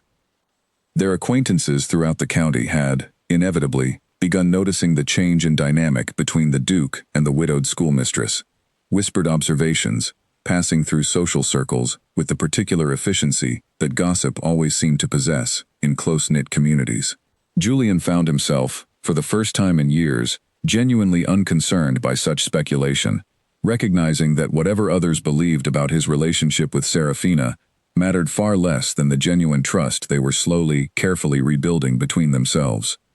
Serafina, however, remained more cautious about the growing attention, mindful of how quickly public perception could shift from curious interest to damaging speculation, particularly given her position as an unmarried widow whose reputation, however unfairly, remained more vulnerable to scrutiny than that of a titled duke. "People are beginning to talk," she mentioned to Julian one afternoon, as they walked together, following a committee meeting, the spring air carrying the fresh scent of blooming flowers along the market town's main thoroughfare. Mrs. Alderton mentioned, not unkindly, that several of the county's more prominent families have begun speculating about the nature of our renewed acquaintance. "Does such speculation trouble you?" Julian asked, genuinely concerned by the possibility that public attention might complicate the careful progress they had made. "It troubles me less than it once would have," Serafina admitted, "though I confess I remain uncertain how to address such speculation, given that neither of us has clearly defined what exactly exists between us at this point." Julian considered her words carefully, recognizing that the moment had arrived for a conversation he had been anticipating and dreading in equal measure, one that would require him to articulate clearly and directly what he hoped their relationship might eventually become, rather than continuing to rely on careful actions and cautious implications. "Perhaps," he said slowly, It would be worthwhile for us to have a more direct conversation about exactly that question. Not to pressure you into any particular answer, but simply to ensure we both understand where matters currently stand, and where we might hope they eventually lead. Serafina nodded slowly, her expression thoughtful rather than guarded. Perhaps you are right, though I would prefer such a conversation take place somewhere more private than a public thoroughfare, given the sensitive nature of the subject. They arranged, in the following days, to meet at Serafina's own modest estate, a setting that offered privacy, without the complications that might arise from meeting at Oakmere Hall itself, given the significance such a visit might carry, in the eyes of watchful neighbors and curious servants. Julian arrived on a bright spring afternoon, greeted by Serafina herself rather than a servant, and shown into a comfortable sitting room that reflected her practical, unpretentious taste, simple furnishings arranged with evident care rather than ostentatious display. "Thank you for agreeing to this conversation," Julian began, once they were both seated and refreshments had been arranged between them. "I recognize that whatever I say next carries significant weight, given our history, and I want to ensure I express myself with complete honesty and clarity." "I am listening," Serafina said, her posture attentive, though carefully composed. "These past months," Julian continued, "working alongside you, rebuilding whatever trust my own careless actions once destroyed, have been among the most meaningful of my entire life. I do not say this lightly, nor do I say it to pressure you into any response you are not genuinely prepared to offer. But I must tell you clearly and directly that my feelings for you have grown, if anything, even stronger than they once were, tempered now by genuine respect for the remarkable woman you have become, independent of any relationship with myself." Serafina remained quiet for a moment, absorbing his words with evident care before responding. "I appreciate your honesty," she said finally, "and I must offer my own in return, however difficult it remains for me to fully articulate. I find myself, despite every effort to maintain careful distance, genuinely caring for you as well. Not simply the man you were in our youth, before circumstances separated us so painfully, but the man you have demonstrated yourself to be over these recent months, patient and consistent, in ways I did not previously believe you capable of." "Then may I ask," Julian said carefully, "what precisely stands between us and a more clearly defined understanding of our mutual affection? I do not wish to rush matters, but I find myself increasingly hopeful that whatever remains between us might eventually develop into something more permanent, should you feel similarly inclined." Serafina's expression grew more serious, and Julian sensed that whatever she said next would prove significant to the future course of their relationship. "I must be honest with you," she said, "about the fear that remains, despite everything you have done to demonstrate your genuine change of character. You once looked me directly in the eyes and spoke words that were entirely false, words that caused me years of genuine pain and self-doubt. I believe, genuinely, that you have changed, that your current affection is honest and sincere. But some part of me remains afraid that history might somehow repeat itself, that circumstances might again arise that lead you to prioritize some perceived protection of my well-being over honest communication about your true feelings." Julian absorbed her words carefully, recognizing the legitimate foundation of her continued caution. "I understand that fear completely," he said, "and I cannot promise you that circumstances will never again present difficult choices between honest communication and protective instinct. But I can promise you this: I have learned, through the painful consequences of my earlier mistake, that honesty, however difficult or uncomfortable, must always take precedence over any misguided attempt to protect someone by deceiving them. I will never again choose a comfortable lie over an uncomfortable truth, regardless of how difficult that truth might prove to communicate." "That is a significant promise," Serafina said quietly. "It is a promise I intend to honor completely," Julian replied, "not simply through words, but through continued, consistent action, for as long as you require to feel genuinely secure in trusting it." Serafina studied him for a long moment, her expression softening into something Julian had not witnessed in years, a genuine warmth unguarded by the careful composure she had maintained throughout their painful separation and gradual reconciliation. "I believe I am ready," she said finally, "to allow myself to hope for something more between us, though I ask that we continue moving carefully, allowing trust to develop naturally, rather than forcing matters more quickly than either of us feels genuinely prepared for. "I would not have it any other way," Julian said, genuine relief and hope evident in his voice. "Whatever pace feels right to you, I am prepared to honor completely, for as long as necessary." Their conversation that afternoon marked a significant turning point in their relationship, transforming the careful, guarded interactions that had characterized recent months into something more openly affectionate, though still tempered by the caution both recognized as necessary given their painful history. They began, in the weeks that followed, spending time together, beyond the structured confines of committee meetings and legal negotiations, sharing quiet afternoons, walking through the countryside, discussing books and ideas, with the easy familiarity that had once characterized their earliest acquaintance, before circumstances had forced them apart so painfully. Julian's sister Cordelia, observing the evident change in her brother's demeanor during a spring visit to Oakmere Hall, could not resist a knowing smile as she settled into her usual chair across from his desk. "You seem to have finally found the courage to speak honestly," she observed. "I assume matters between yourself and Lady Seraphina have progressed favorably." "They have," Julian confirmed, unable to fully suppress his own evident happiness. "Though we continue to proceed carefully, mindful of the trust that must still be fully rebuilt before either of us feels prepared to consider anything more permanent." "Patience has served you well thus far," Cordelia observed. "I trust you will continue exercising it, even as matters between yourself and Seraphina continue developing in directions I suspect you have long hoped for." Julian smiled, genuinely content for the first time in longer than he could clearly remember. "I intend to be as patient as circumstances require," he said, "though I confess, dear sister, that hope has become considerably easier to maintain now that Seraphina herself has acknowledged a genuine desire to explore whatever future might exist between us."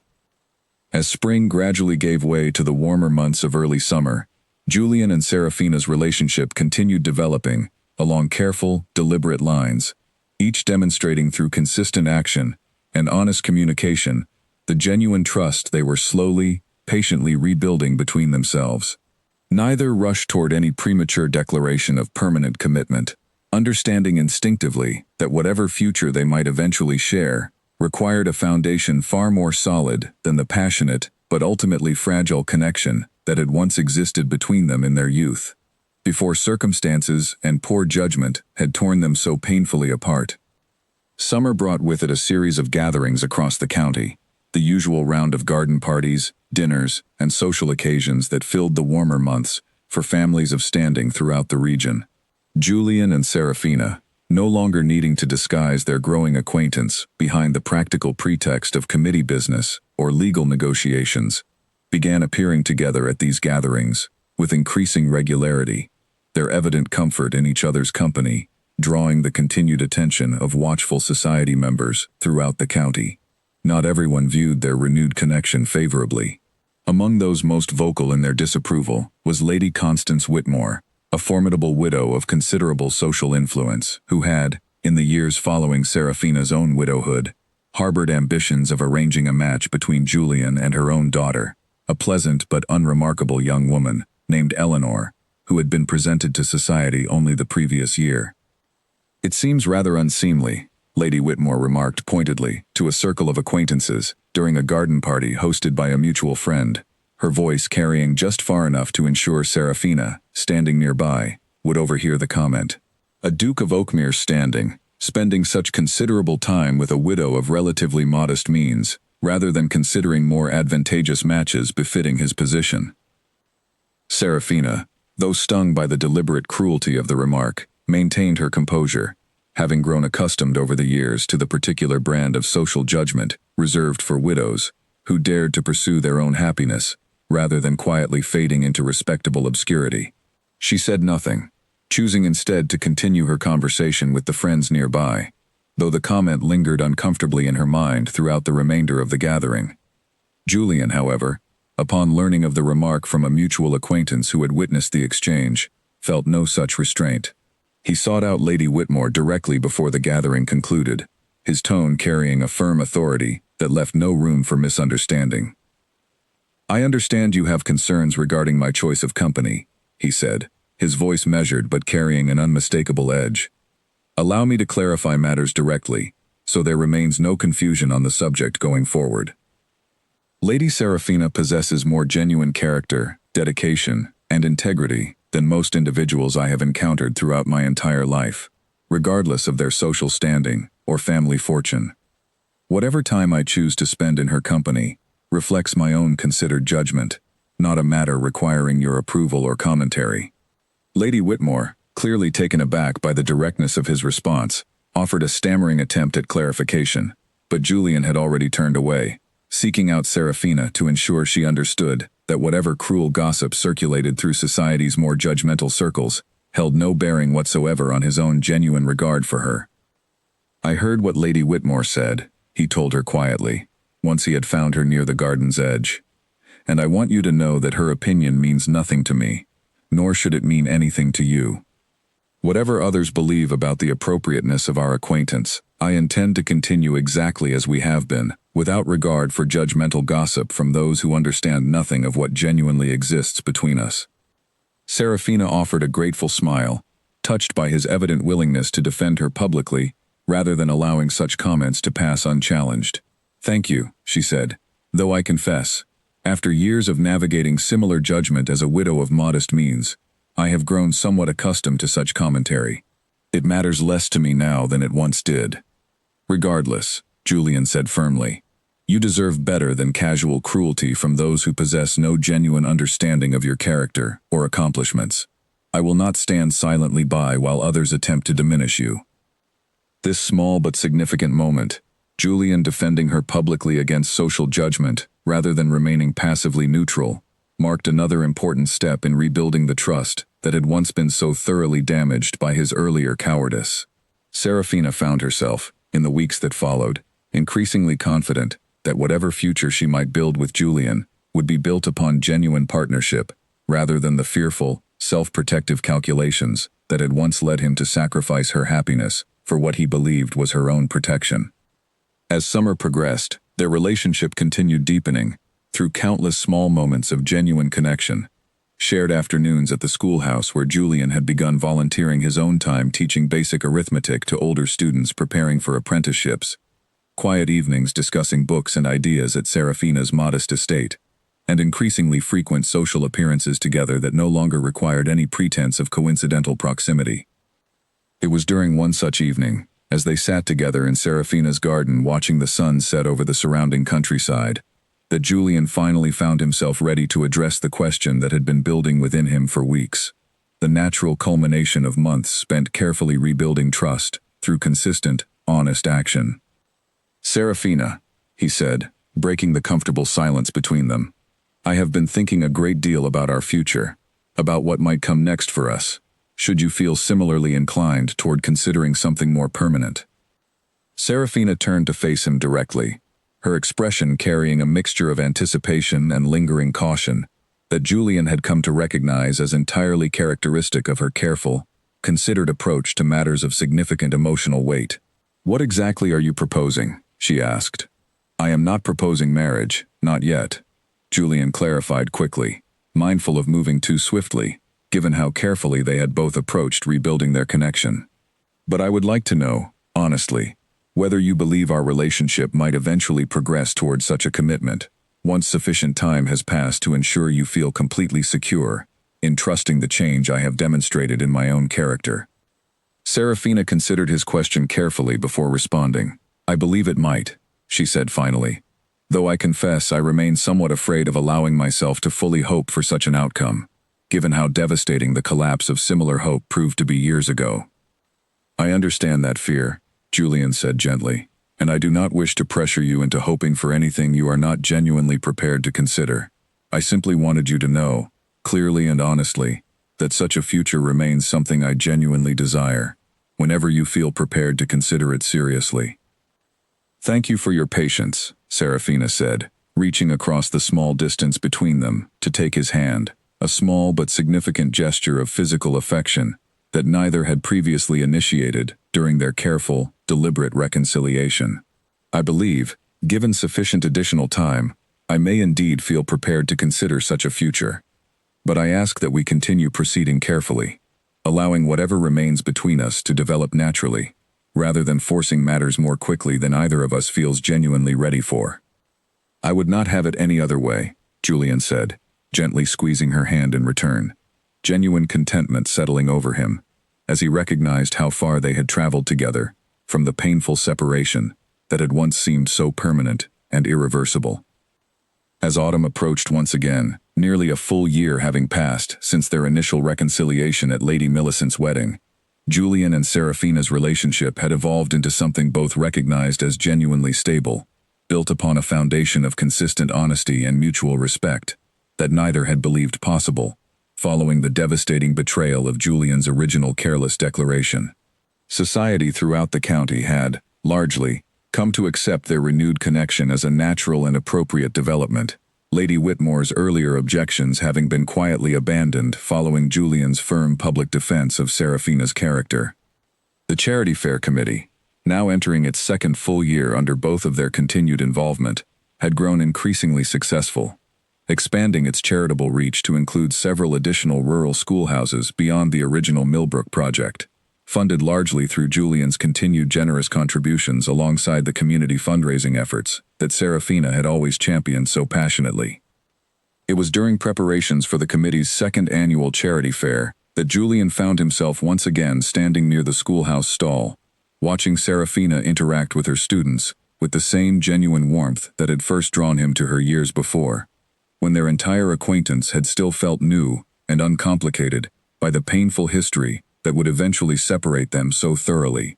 He recognized, in that quiet moment of observation, that whatever remained to be resolved between them, whatever final step remained before he might finally offer the permanent commitment he genuinely desired, the foundation they had built together over the past year was solid enough to support whatever future they chose to build upon it.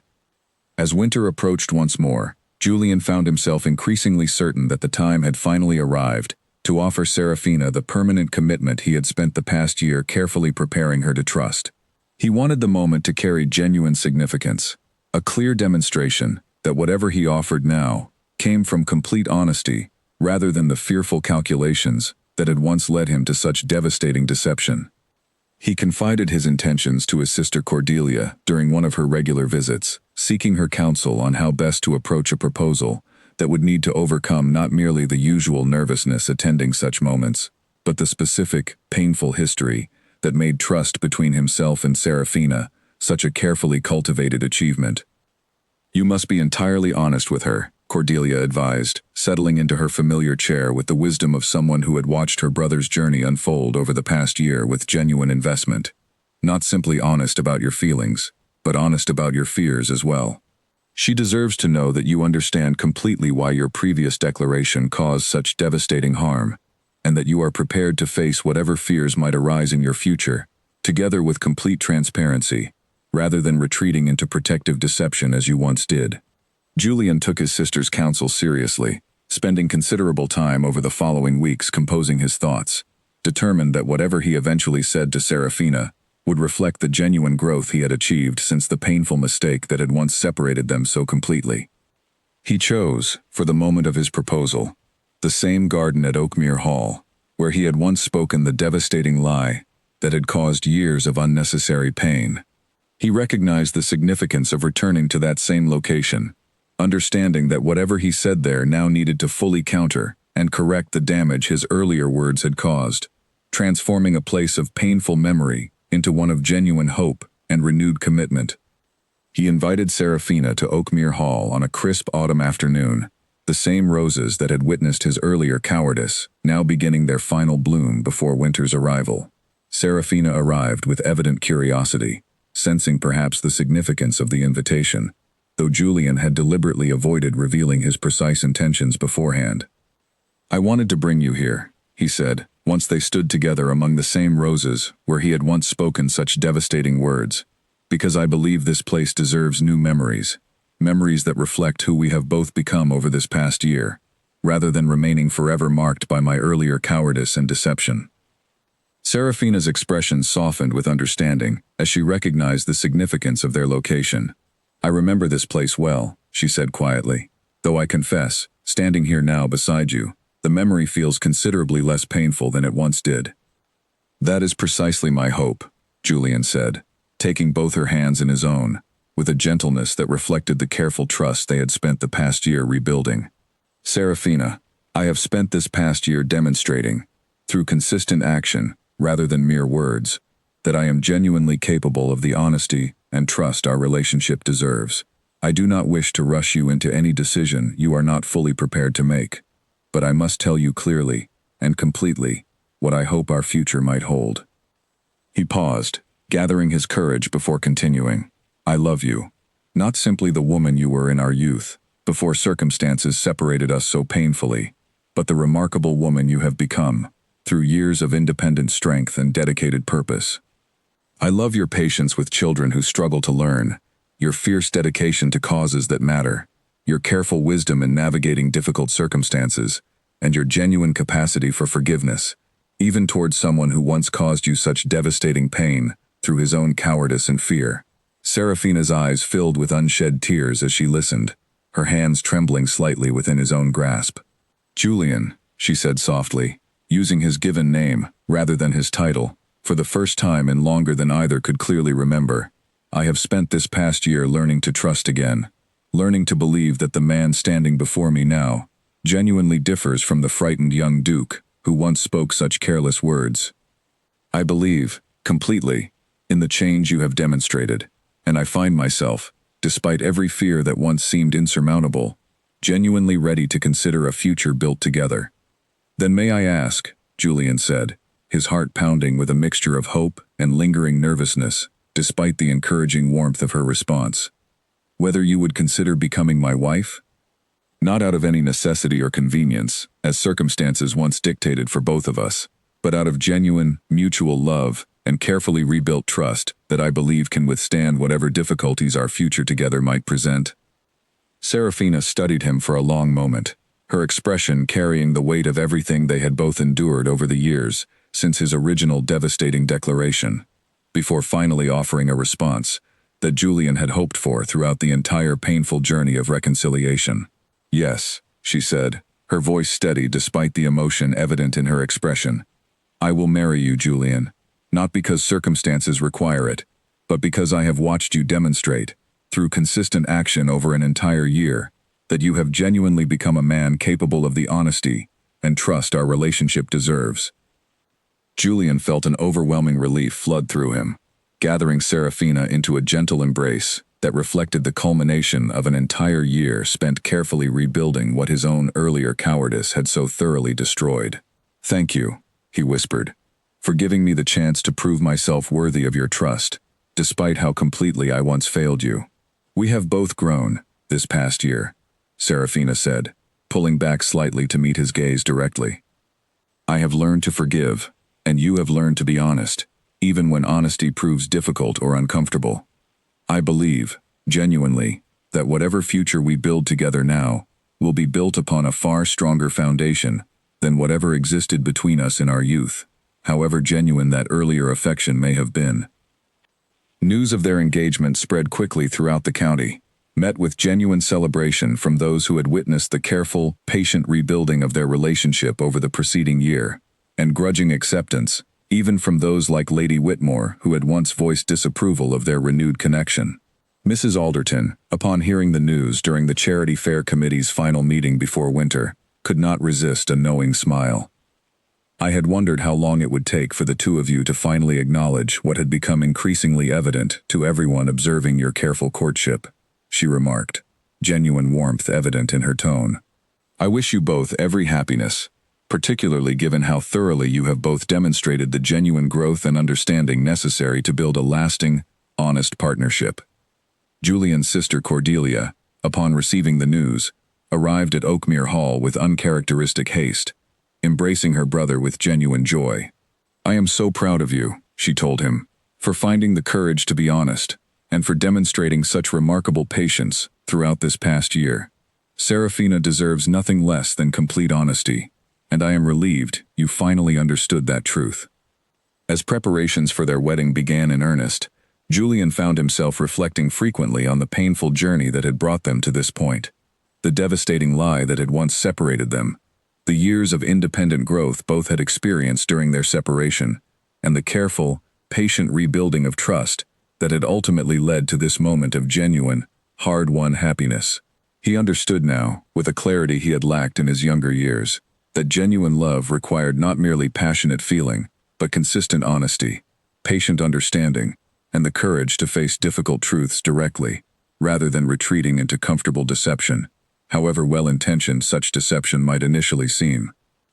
The wedding took place the following spring, in the same garden at Oakmere Hall, where Julian had once spoken his devastating lie, and later offered his genuine, heartfelt proposal.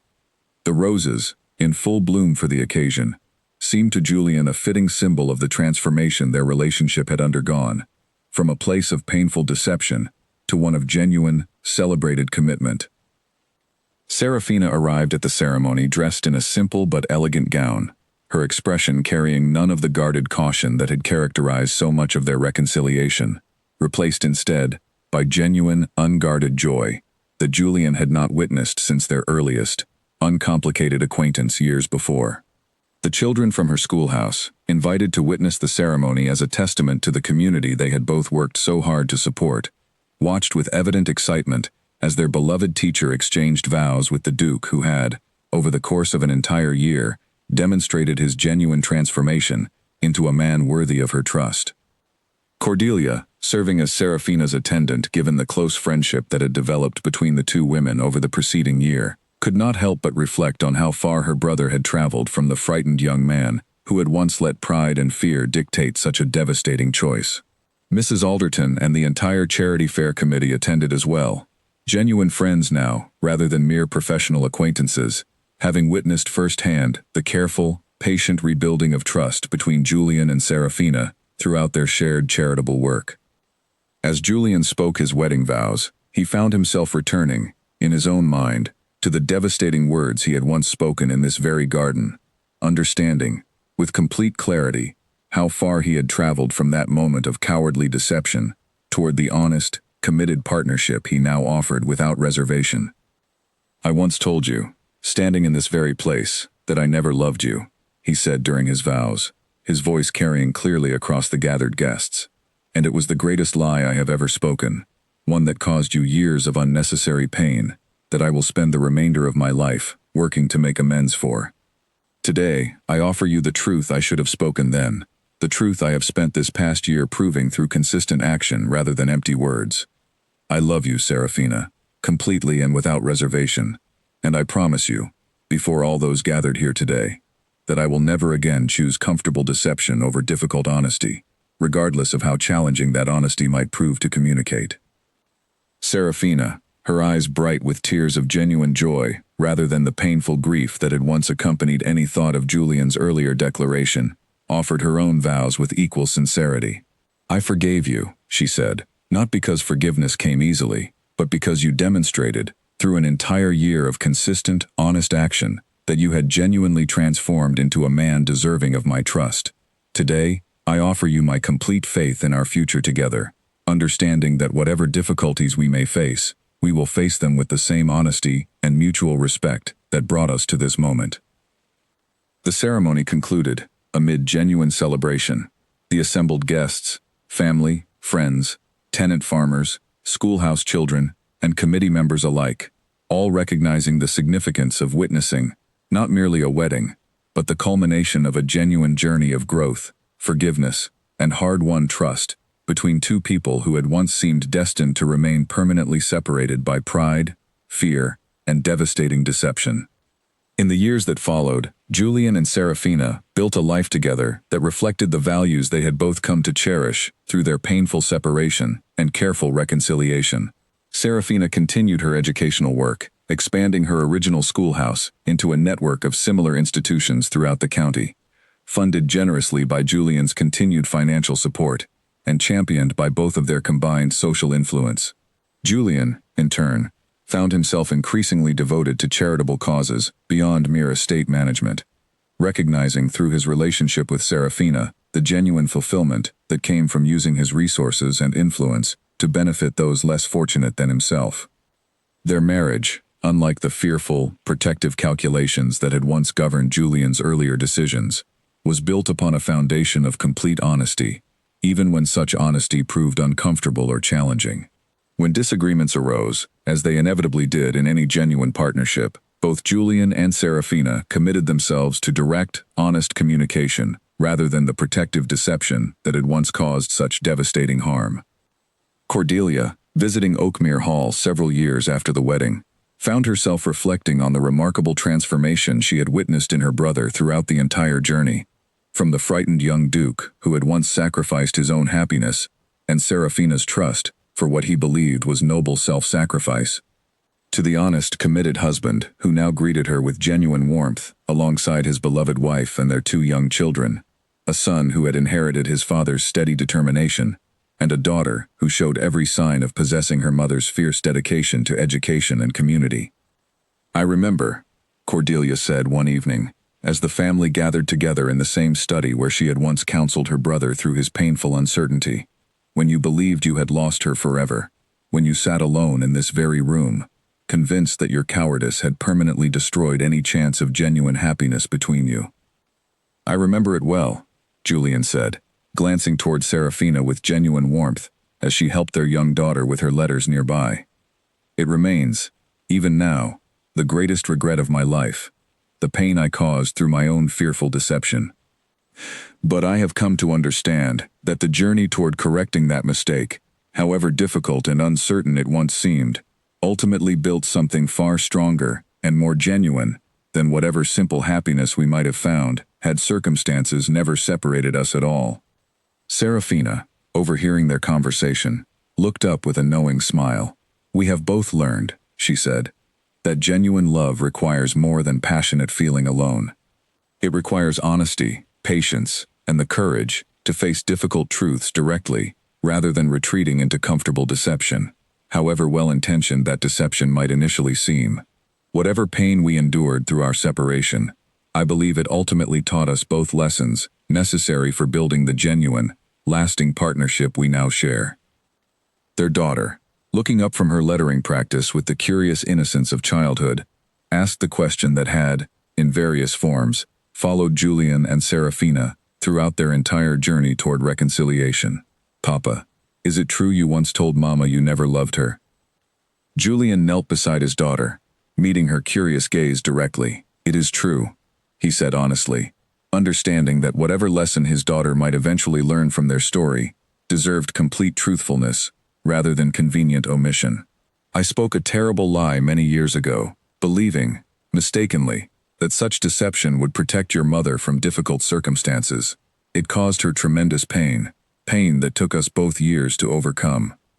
"But you love her now?" his daughter asked. "I have always loved her," Julian said, "even when fear led me to speak words that denied that love entirely. And I have spent every day since correcting that terrible mistake, proving through honest action that my love for your mother remains genuine and unwavering, regardless of whatever fears or difficulties life might present." His daughter, satisfied with this explanation in the straightforward manner of childhood understanding, returned to her lettering practice, while Julian rose and moved to sit beside Serafina, taking her hand in his own, with the same gentle affection that had characterized their entire journey of reconciliation. "We built something remarkable," Serafina said quietly, watching their children with genuine contentment, from the ashes of what once seemed like permanent, irreparable damage. "We did," Julian agreed, "though I remain forever grateful that you found within yourself the capacity for forgiveness, and the patience to allow me the opportunity to demonstrate genuine change, however painful and uncertain that journey initially seemed for us both." As evening settled over Oakmere Hall, the same garden where Julian had once spoken his devastating lie, now visible through the study's windows, blooming with roses that had witnessed both painful deception and genuine, hard-won reconciliation, Julian found himself reflecting on the remarkable truth that had ultimately emerged from his years of struggling to unsay 4 careless words. Love, he had learned, required far more than passionate feeling alone. It required the courage to speak difficult truths, the patience to rebuild broken trust through consistent action, and the humility to acknowledge one's own mistakes honestly, rather than retreating into comfortable deception, however noble such deception might initially seem.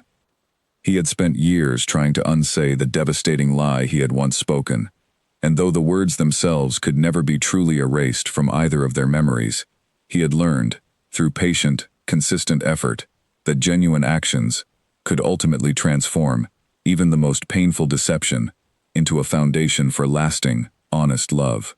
Whatever difficulties life might yet present them, Julian understood now, with complete certainty, that he and Serafina possessed the honest, resilient partnership necessary to face any challenge together, having already overcome the most devastating obstacle either of them would ever encounter, the terrible lie that had once threatened to separate them forever, before love, patience, and hard-won honesty finally brought them home to each other.